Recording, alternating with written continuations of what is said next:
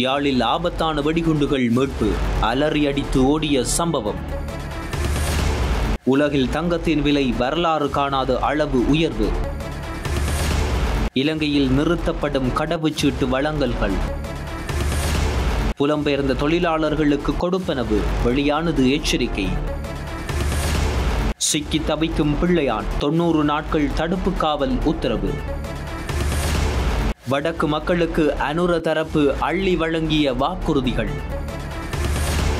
வெளிநாட்டில் பரிதாபமாக பலியான இலங்கை இளைஞர்.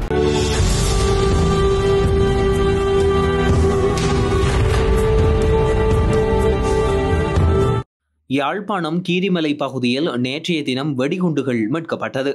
நாராயணன் சுவாமி கோவிலுக்கு அருகாமையில் உள்ள கிணறு ஒன்றினை சுத்தம் செய்த போதே இவ்வாறு வெடிகுண்டுகள் அவதானிக்கப்பட்டுள்ளது.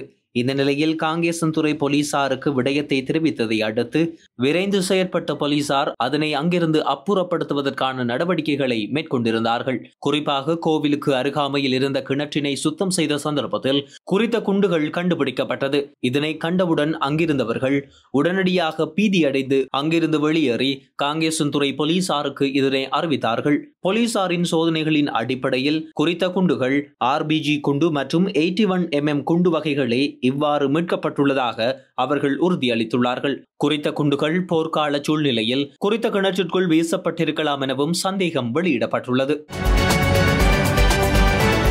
உலகில் தங்கம் விலை வரலாறு காணாத அளவு உயர்வடைந்தமையால் நகைப்பிரியர்களும் தங்க முதலீட்டாளர்களும் அதிர்ச்சி அடைந்துள்ளார்கள்.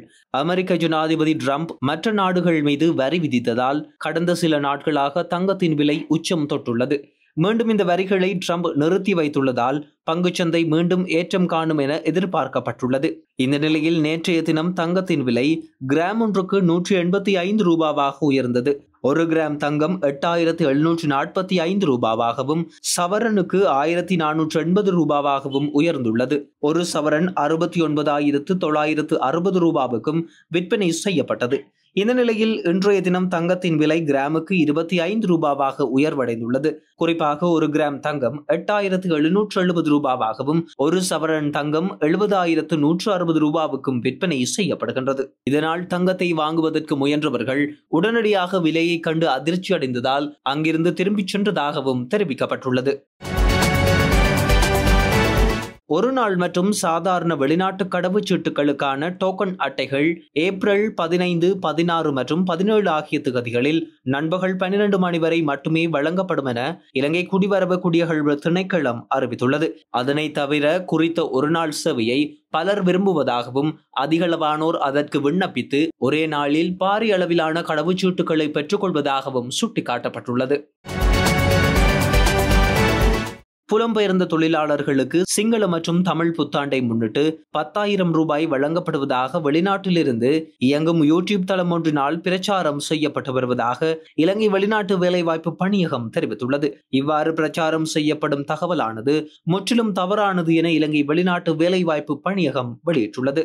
மேலும் குறித்த யூடியூப் அறிவிப்பில் புலம்பெயர்ந்த தொழிலாளர்கள் தங்கள் கடவுச்சீட்டின் நகலை நாட்டில் உள்ள எந்த ஒரு பணியக அலுவலகத்திற்கும் சமர்ப்பிக்குமாறு குறிப்பிடப்பட்டுள்ள போதிலும் வேலைவாய்ப்பு பணியகம் அத்தகைய அறிக்கையை ஒருபோதும் வெளியிடவில்லை எனவும் சுட்டிக்காட்டப்பட்டுள்ளது. மேலும் இவ்வாறான மோசடி நடைமுறைகளுக்குள் விழ வேண்டாம் என்று பணியகம் பொதுமக்களை கேட்டுள்ளது. இவ்வாறானதொரு வேலை திட்டம் இதுவரையில் பணியகத்தினால் நடைமுறைப்படுத்தப்படவில்லை எனவும் இது புலம்பெயர்ந்த சமூகத்தை தவறாக நடத்தும் நோக்கில் மேற்கொள்ளப்படும் பிரச்சாரமே எனவும் பணியகம் அறிவித்துள்ளது. கைது செய்யப்பட்ட முன்னாள் ராஜாங்க அமைச்சர் சிவனேசதுரை சந்திரகாந்தனை அதாவது பிள்ளையானை மேலும் விசாரிக்க 90 நாட்கள் தடுப்பு காவல் உத்தரவு பிறப்பிக்கப்பட்டுள்ளது. குறித்த உத்தரவை குற்றப்புலனாய்வுத்துறை அதாவது CID-யினர் பெற்றுள்ளதாக காவல்துறையினர் தெரிவித்துள்ளார்கள். கடந்த 8ஆம் தேதி மட்டக்களப்பில் உள்ள அவரது அலுவலகத்தில் பிள்ளையான் குற்றப்புலனாய்வு திணைக்கள அதிகாரிகளினால் கைது செய்யப்பட்டார். 2006ஆம் ஆண்டு டிசம்பர் 15ஆம் தேதி சிவசுப்பிரமணியம் ரவீந்திரநாத் கடத்தப்பட்ட சம்பவம் தொடர்பாகவே இந்த கைது நடவடிக்கைகள் மேற்கொள்ளப்பட்டுள்ளதாக காவல்துறையினர் தெரிவித்துள்ளார்கள். இந்த நிலையில் முன்னாள் ராஜாங்க அமைச்சர் பிள்ளையான் எனப்படும் சிவனேசதுரை சந்திரகாந்தன் 72 மணி நேரம் தடுத்து வைக்கப்பட்டு பயங்கரவாத தடுப்பு சட்டத்தின் கீழ் விசாரிக்கப்பட்டமை குறிப்பிடத்தக்கது. வடக்கு மக்கள் எம்மீது கொண்டுள்ள நம்பிக்கையை நிச்சயமாக பாதுகாப்போம் என பிரதமர் கலாநிதி ஹரிணி அமரசூரிய தெரிவித்துள்ளார். காரை நகரில் இடம்பெற்ற தேர்தல் பிரச்சார கூட்டத்தில் கலந்து கொண்டு உரையாற்றும் போதே அவர் மேற்கண்டவாறு தெரிவித்தார். இந்த மண்ணில் பல திறமையானவர்களும் பண்டிதர்களும் கல்விமான்களும் தோற்றம் பெற்றார்கள். அவர்கள் பல்வேறு காரணங்களினால் நாட்டை விட்டு சென்றுள்ளார்கள். இவ்வாறு புலம்பெயர்ந்தவர்கள் மீண்டும் இலங்கைக்கு திரும்புவார்கள் என நான் நம்புகின்றேன். அதற்கான சூழலை நாம் ஏற்படுத்தி கொடுப்போம். சரியான வசதிகளையும் அபிவிருத்திகளையும் ஏற்படுத்தி கொடுப்பதனூடாக பிரதேசத்தை மேம்படுத்த முடியும். ஆகவே உரிமம் மற்றும் அபிவிருத்தி ஆகியவற்றை நாம் வழங்குவோம். தென்பகுதியில் உள்ள மக்கள் இப்பகுதி மக்களை நேசிக்கின்றார்கள். ஆனால் இந்த மக்கள் அடிப்படை பிரச்சனைகளை முகம் கொடுக்கின்றார்கள்.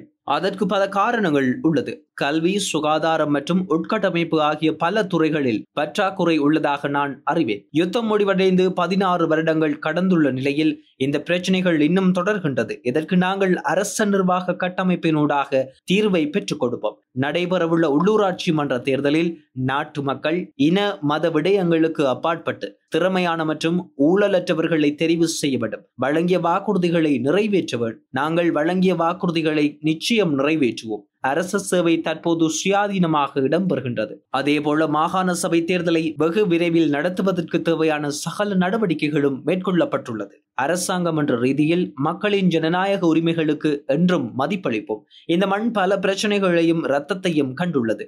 இதனை ஆற்றுப்படுத்துவதற்கான பொறுப்பு எமக்கு உள்ளது. அதற்கான நடைமுறைகளை சிறந்த முறையில் வெளிப்படையான தன்மையுடன் மேற்கொள்வோம் என அவர் இதன் போது தெரிவித்தார். மலேசியாவில் மின்சாரம் தாக்கி இலங்கை இளைஞரும் அவரது தாயும் உயிரிழந்துள்ளதாக ஊடகங்கள் செய்தி வெளியிட்டுள்ளது. குறித்த விபத்து மலேசியாவின் ஷா ஆலம் டமான் இண்டாவில் பகுதியில் இடம்பெற்றுள்ளது. உயிரிழந்தவர் 27 வயதுடைய இலங்கை இளைஞர் எனவும் தெரிய வந்துள்ளது.